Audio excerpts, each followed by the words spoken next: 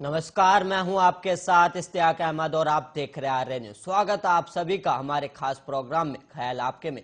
और एक तरफ देश भर में ओमिक्रॉन का खतरा मंडरा रहा है और वहीं दूसरी तरफ आज दिल्ली, राजधानी दिल्ली में तमाम अस्पतालों में डॉक्टरों ने हड़ताल की घोषणा कर दी है। जी हां, सफदरजंग, राम मनोहर लोहिया, लोकनायक समेत दिल्ली के प्रमुख सरकारी अस्पतालों में आज फिर स्वास्थ्य सेवाएं ठप रहने की वजह से मरीजों को अच्छी खासी दिक्कतों का सामना करना पड़ेगा।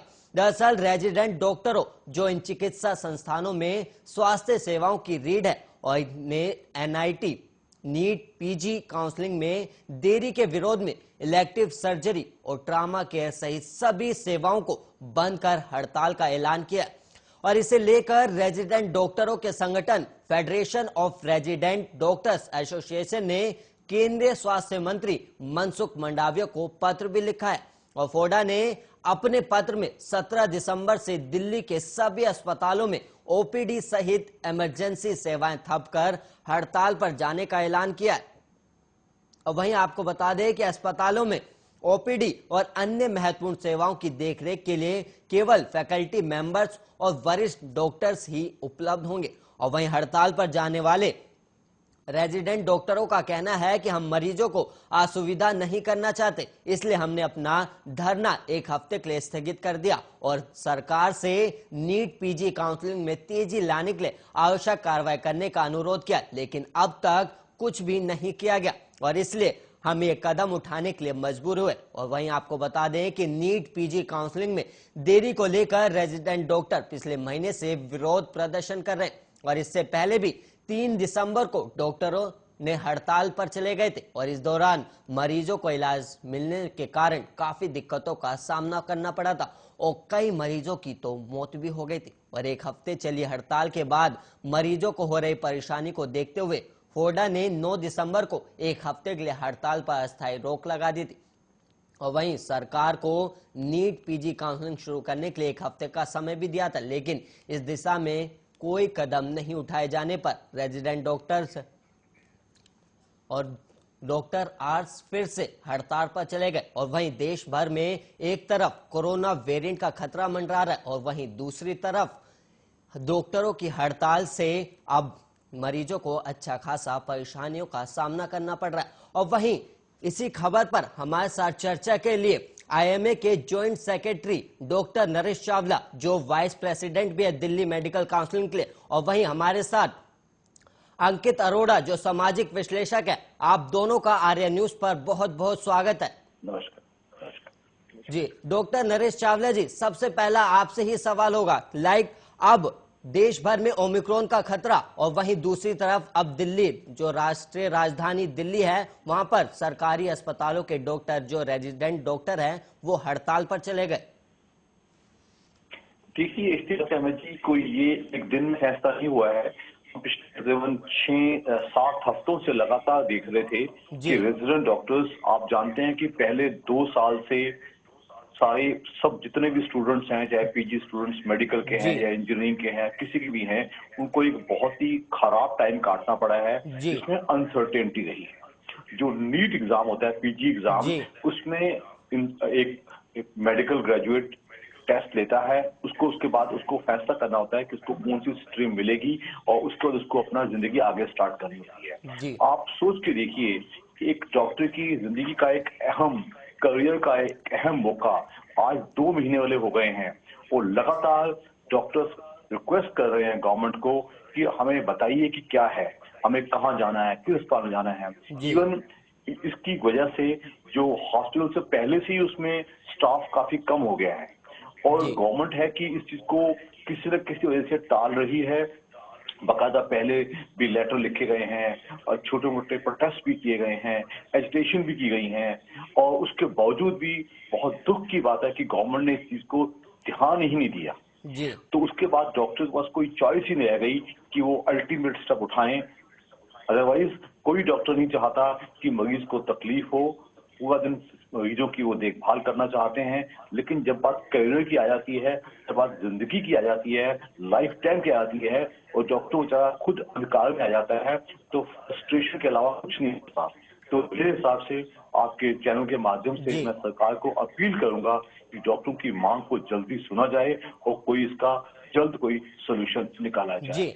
अंकित अरोड़ा जी, एक तरफ डॉक्टरों की हड़ताल और दूसरी तरफ ओमिक्रॉन का खतरा, ऐसे में समाज और लोगों पर, आम जो लोग हैं उन पर क्या असर पड़ेगा?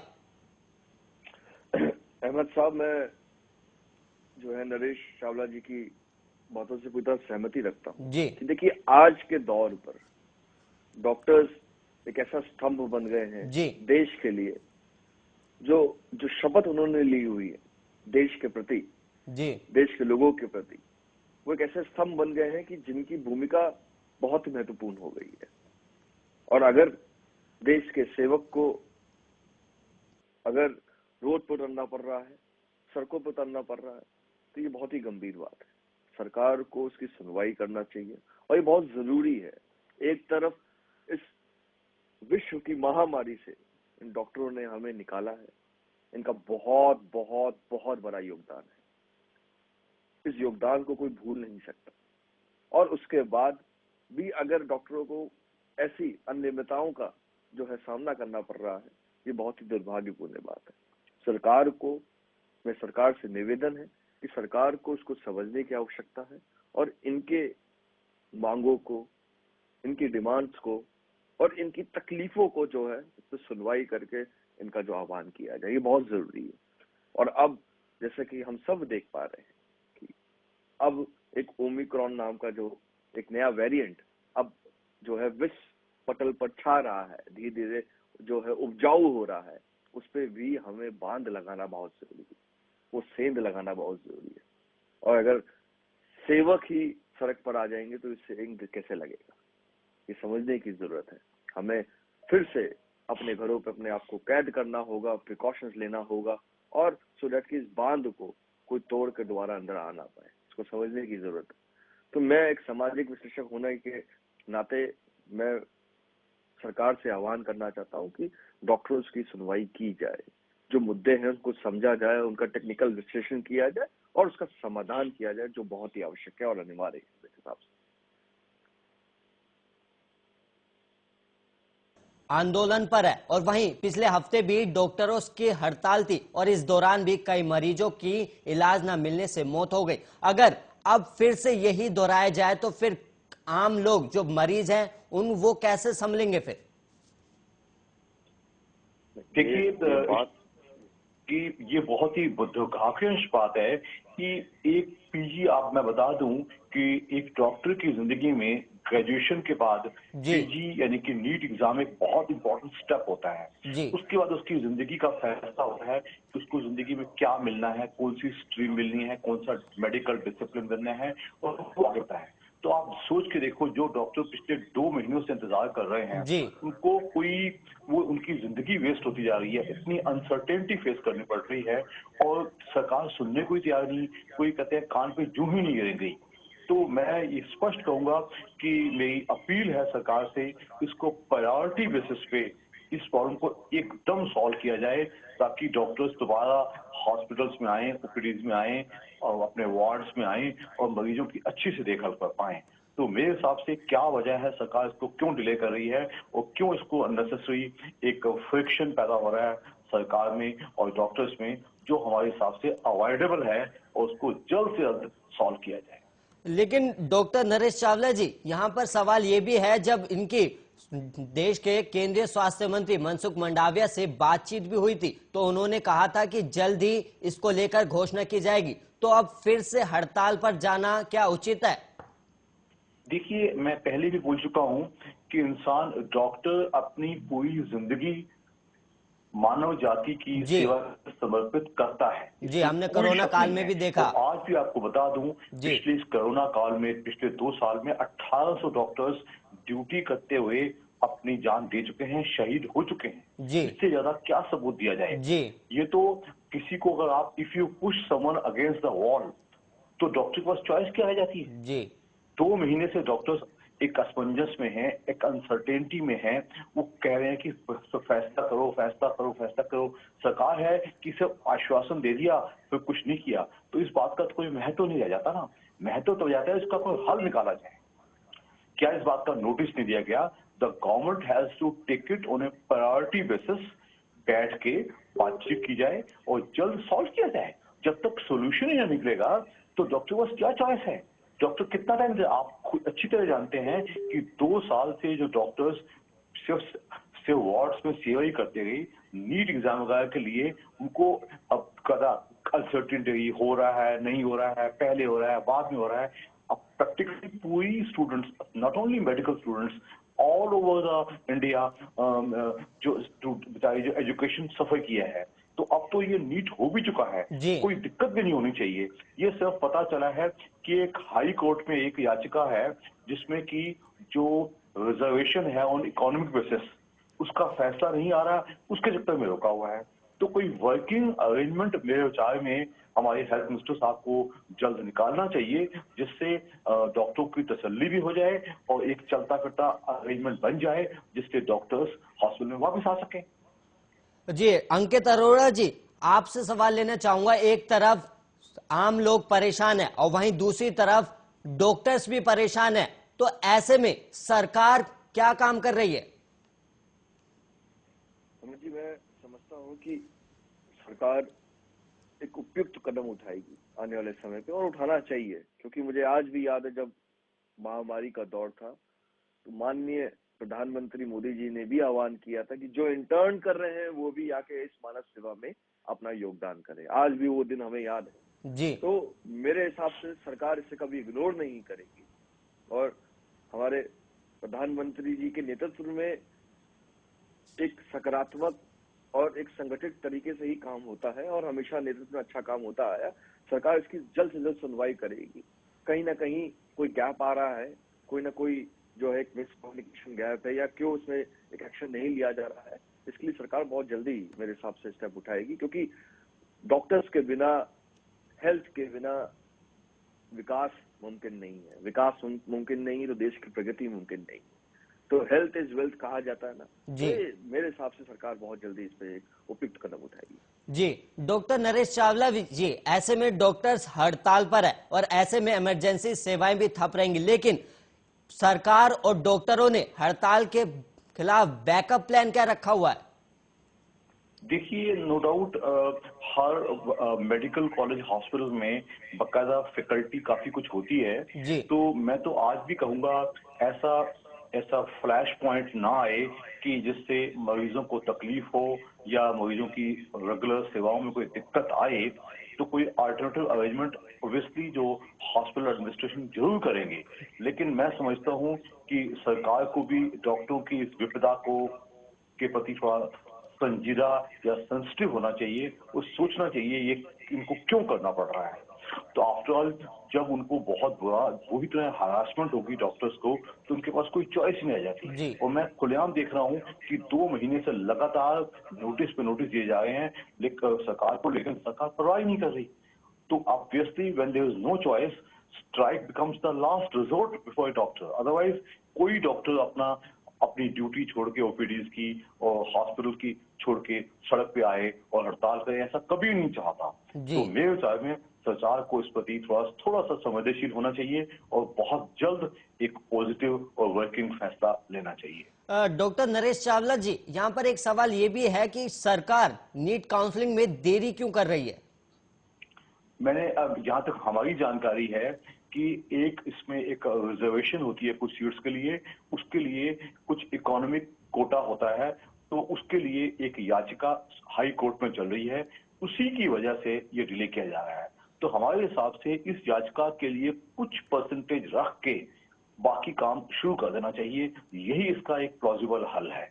अगर हाई कोर्ट से, आप जानते हैं हमारी Indian courts are heavily worked और कई बार काम डिले हो जाते हैं, तो उसकी वजह से पूरी डॉक्टरों की जिंदगी, सोच के देखिए जो पीजी स्टूडेंट्स हैं, पोस्ट ग्रेजुएट स्टूडेंट्स हैं, उनकी जिंदगी, करियर डिले हो गया, इतना हरासमेंट, अनसर्टेनिटी।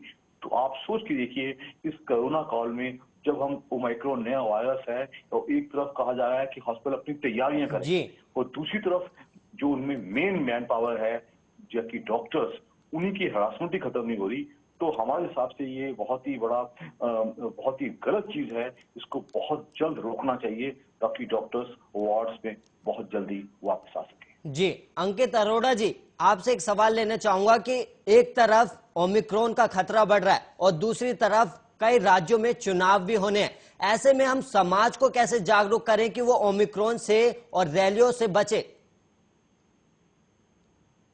बहुत ही निष्पक्षता के साथ ये बात रखना चाहूंगा कि समाज के हर व्यक्ति को जागरूक होना पहले बहुत जरूरी है जी कि इसी समाज में से लोगों ने अपने परिजनों को खोया है। जी ये सेकेंड वेव में लोगों ने हर घर से, हर दूसरे घर से कोई ना कोई रिश्तेदार, कोई ना कोई दोस्त यार जो है उन्होंने लोगों को खोया है। तो समाज को जागरूक होना जरूरी है। देखिए, जान है तो जहां है जी कहा जाता है ना। और राजनीतिक पार्टियों को से मेरा ये निवेदन है, ये मेरा आह्वान है कि देखिए, आप जनता के प्रतिनिधि होते हैं।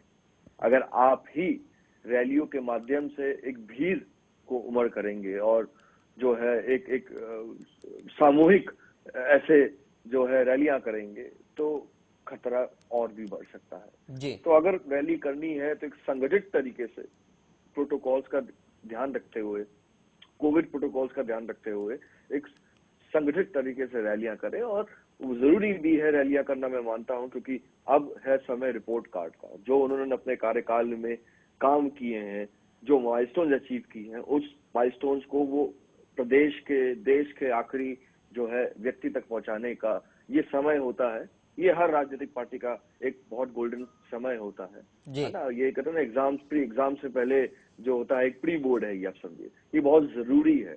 बट ठीक है, कोविड प्रोटोकॉल्स का ध्यान रखते हुए और एक संगठित तरीके से रैली करें जिससे समाज को और जागरूक करें, रैलियों के माध्यम से जागरूक करें। क्योंकि ये एक संबोधन एक बड़े स्तर पे होता है। जब प्रधानमंत्री मोदी जी संबोधन करते हैं या प्रदेश के सीएम संबोधन करते हैं तो बहुत बड़ी भीड़ जो है, बहुत बड़ी भीड़ जो है वहां पे उमड़ती है। तो ये एक अच्छा प्लेटफॉर्म भी है जहां लोग आपको सुन रहे हैं, आप उन्हें एड्रेस कर रहे हैं। तो कोविड प्रोटोकॉल्स को लेके, अपनी सुरक्षा को लेके, हेल्थ सुरक्षा को लेके आप लोगों को जागरूक भी करें। सिर्फ राजनीतिक पटलों पे बात करके जो है इन्फ्लुएंस करना या उनको जागरूक करना ही सिर्फ सफिशिएंट नहीं है, मेरा मानना है। तो इस बात को हमें समझने की जरूरत है कि आने वाला समय चुनावों का समय है। 4 से 5 राज्यों में जो है चुनाव है, पर साथ ही साथ एक पैरेलल में हमारे साथ एक ऐसा खतरा चल रहा है, एक नया वेरिएंट चल रहा है, जिसका हमें ध्यान रखना है कि वो हमारे समाज के बीच में जो है एक विस्तार रूप से फैले ना, वो अपनी पैठ ना फैलाए। हर नागरिक की व्यक्तिगत जिम्मेदारी है। जी डॉक्टर नरेश चावला जी, अब लोग जो है, जो विशेषज्ञ थे, वो तीसरी लहर की आशंका जता रहे थे और ऐसे में तकरीबन जो एक रिपोर्ट सामने है, 40,000 जो नीट परीक्षा पास कर चुके हैं या जो जिनके पास मेडिकल की डिग्री है वो ऐसे में घर पर है। तो ऐसे में स्वास्थ्य व्यवस्था में क्या गड़बड़ी भी हो सकती है? क्योंकि कोरोना काल के समय भी हमने देखा था कि डॉक्टरों की कमी देखने को मिली थी और ऐसे में 40,000 से ज्यादा डॉक्टर्स घर पर बैठे हैं। इश्तियाक अहमद जी, यही बहुत अफसोस की बात है। ये सिर्फ डॉक्टरों का ही नुकसान नहीं हो रहा, ये पूरी स्वास्थ्य प्रणाली का नुकसान हो रहा है। तभी कहा जा रहा है जो डॉक्टर्स बेचारे घर पे बैठे हैं, जो हॉस्पिटल आ ही नहीं पा रहे, वो क्या करें। तो तभी बहुत जरूरत है कि उनकी PG counselling, NEET PG counselling जल्द की जाए ताकि उनकी जो उनको स्ट्रीम मिलनी है, डिसिप्लिन मिलना है, वो उनको मिले और वो बाकायदा वार्ड्स में, हॉस्पिटल में वापिस आए। हमारे हिसाब से ये टॉप प्रायोरिटी है। एक तरफ पूरी WHO का और पूरे देश का एक दबाव है कि हम कितने तैयार हैं नए वायरस को डील करने के लिए, और दूसरी तरफ किसी भी स्वास्थ्य सेवा का जो मेन अंग है, डॉक्टर है, एक चिकित्सक है, वही विचार वहां नहीं होगा तो कितनी बड़ी विडंबना है ये। इस विडंबना को सॉल्व करने का एक ही तरीका है कि देश की सरकार जल्द सुने और इस मुद्दे का कोई हल निकाले, कोई ऐसा हल निकाले जिससे कि पीजी काउंसलिंग जल्दी स्टार्ट हो जाए और डॉक्टर्स अस्पतालों में वापिस आए। पूरी हमसे बार बार ये पूछा जाता है कि हम कितने तैयार हैं। हॉस्पिटल तो तभी तैयार होगा जब वहां डॉक्टर होगा। तो इसलिए बहुत जरूरी है इसको प्रायोरिटी बेसिस पे, एक्सट्रीमली इमरजेंट बेसिस पे हमारे हिसाब से इसका फैसला किया जाए। डॉक्टर नरेश चावला जी, यहाँ पर एक सवाल और भी लूंगा कि अब इमरजेंसी सेवाएं ठप हो सकती हैं और ओपीडी सेवाएं भी ठप है। ऐसे में मरीज अपने आप से उपचार कैसे ले, अगर कुछ छोटी मोटी चोटें आती मैंने हैं? हमें जब सेकंड वेव भी आई थी तब भी हमने यही बात कही थी कि भाई सारे मरीजों को अस्पताल में भागने की जरूरत नहीं होती है। जी। अप टू 80 to 90% पेशेंट्स, अभी तो जो ये वायरस ओमाइक्रोन है इसको एक माइल्ड वायरस समझा जा रहा है। इससे पहले जो डेल्टा या डेल्टा प्लस वायरसेस थे जो काफी खतरनाक माने जाते थे, उनके टाइम भी हम कहते थे कि आपको बुखार हो तो आप सबसे पहला ट्रीटमेंट आपका होम आइसोलेशन है। हर मरीज को ऑक्सीजन नहीं चाहिए होती, हर मरीज को हॉस्पिटल एडमिशन नहीं चाहिए होता, हर मरीज को हॉस्पिटल के लिए आईसीयू नहीं चाहिए होता। तो जी। जो पेशेंट माइल्ड पेशेंट्स हैं वो चुपचाप घर रहें, अपने फैमिली फिजिशियन के टच में ऑनलाइन रहें और जो भी सलाह देता है डॉक्टर वो मानी जाए और अपना नर्सिंग केयर अच्छी की जाए, अपना अच्छा हाइड्रेशन, अपना अच्छा खाना, मिनिमम ट्रीटमेंट, खांसी जुकाम है तो स्टीम इनहेलेशन। और चूंकि अभी हमें ओमाइक्रोन के बारे में हमारी जो क्लिनिकल डेटा और एपिडेमिकल डेटा बहुत लिमिटेड है, तो अभी तक जो हमें खबर है दिल्ली में, हिंदुस्तान में जो 60-70 केस अभी हैं, अभी तो हुए हैं, दिल्ली में 4 ही केस हुए हैं, तो अभी तो हम कहेंगे we are keeping the finger crossed, but at the same time हमारी तैयारी पूरी होनी चाहिए कि हम इस किस्म की किसी भी इमरजेंसी में या जो स्थिति जो कि थियोरेटिकली बिगड़ सकती है उसको डील करने के लिए सक्षम रहें। तब तक मैं सरकार से अपील है कि वो पीजी नीट डॉक्टर्स की प्रॉब्लम को जल्दी सुने।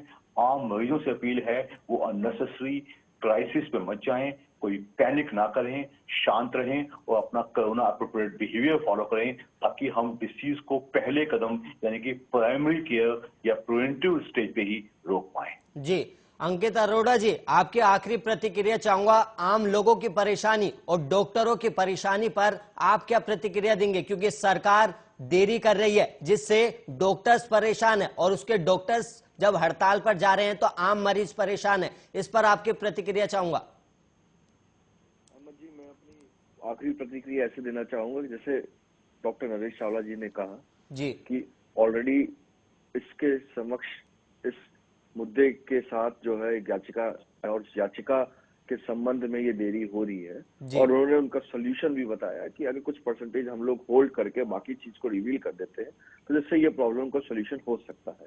लेकिन सरकार प्रतिबद्ध है अपने नागरिकों के लिए, नागरिकों की सेवा के लिए, सुरक्षा के लिए, और सरकार एक उपयुक्त कदम और जल्द से जल्द फैसला लेगी। मेरा डॉक्टर से भी आह्वान है कि भाई समझ सकता हूं कि दिक्कतें हैं, बट जो मानव सेवा का आपने प्रतिज्ञा ली हुई है उसे संपूर्ण तरीके से निभाया जाए, जिससे जो है जनमानस का एक अच्छा विकास हो सके। और समाज को भी कहना चाहूंगा, मैं आम जनता को भी कहना चाहूंगा कि वेरिएंट आपके अगल बगल ही है, आपको अपने आप को सुरक्षित रखना होगा। बहुत ही प्रिकॉशनरी तरीके से जो है आपको किसी भी ऐसे बड़े समूह में, ऐसे बड़े इवेंट में पहुंचने से सुरक्षा अपने ऊपर जो है रखनी पड़ेगी, ये जरूरी है। और मैं पॉलिटिकल पार्टीज को भी कहना चाहूंगा कि जो भी रैलियां आप करना चाह रहे हैं, जो भी आने वाले समय में रैलियां हैं और जो भी प्रमोशंस हैं, कैंपेन्स हैं, एक बहुत ही संगठित तरीके से किया जाए जिससे हम इस खतरे से बचे रहें। जरूरी है, इसकी कहते हैं जान है तो जहां है। जी, डॉक्टर नरेश चावला जी, आपसे भी आखिरी प्रतिक्रिया चाहूंगा ताकि आम लोग और डॉक्टर्स में राहत हो सके, इसको लेकर आपकी प्रतिक्रिया चाहूंगा। इतना ही कहूंगा कि जो नीट पीजी स्टूडेंट्स की मांग बहुत ही जायज है और वो जस्टिफाइड है, उसको जल्दी सॉल्व किया जाए ताकि एक आप सोच के देखिए कि अगर आपको डॉक्टर एक हरासमेंट की जिंदगी जी रहा है, उसको 2 महीने से मालूम ही नहीं मुझे क्या करना है, उसको जल्दी इस चीज से बाहर निकालें। आम जनता को इतना ही कहना है कि ओमाइक्रोन के बारे में कि अभी कोई पैनिक ही मत कीजिएगा, अभी केसेस काफी कम हैं, लेकिन कोरोना अप्रोप्रिएट बिहेवियर फॉलो कीजिएगा। और हम चाहेंगे कि इस डॉक्टर्स का जो इम्पास चल रहा है, जो ये मामला अटका हुआ है, ये जल्दी बाहर आए और एक रेगुलर हमारी हॉस्पिटल सर्विसेज स्टार्ट हो पाए। जी, डॉक्टर नरेश चावला जी और अंकित अरोड़ा जी, आपका बहुत बहुत धन्यवाद हमारे साथ जुड़कर चर्चा करने के लिए और लोगों को सुझाव देने के लिए। और वहीं आपको बता दें कि एक तरफ देश भर में ओमिक्रॉन खतरा बढ़ रहा है और दूसरी तरफ डॉक्टरों की हड़ताल है, जिसकी वजह से दिल्ली के तमाम अस्पतालों में ओपीडी और इमरजेंसी सेवाएं ठप पड़ी हुई हैं, जिसके बाद अब डॉक्टरों की मांग है कि नीट काउंसलिंग पीजी जल्दी कराया जाए। और ऐसे में अब डॉक्टर्स और आम मरीजों की परेशानी फिर से बढ़ रही है। और इसी के साथ ख्याल आपका प्रोग्राम में इतना ही, और देश और दुनिया की तमाम खबरों के लिए आप बने रहिए आर्य न्यूज के साथ।